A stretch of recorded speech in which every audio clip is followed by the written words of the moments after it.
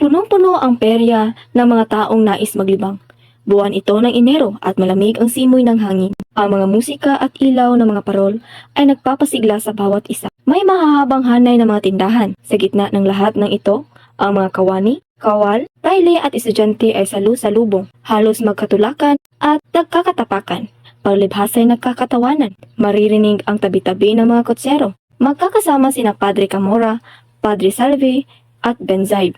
Habang nasa kalye, tila nakaakyat sa langit si Padre Camora sa pagmamasid sa magagandang dalaga. Nagkukunwari siyang natitisod upang masagi ang mga dalaga. Kinikindatan at pinamumunayan niya ito ng mata. Nang mapadaan si Paulita, nakasama sina Isagani at Doña Victorina na ibubulas ni Padre Camora.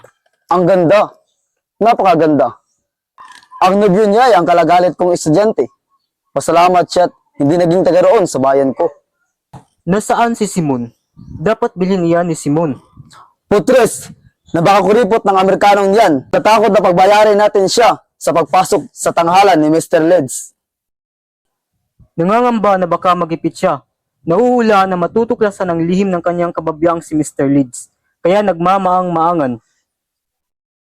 Makikilala ninyo na pawang kadayaan lamang ng salamin sa ulong niya na pinagyayabang ni Mr. Leeds.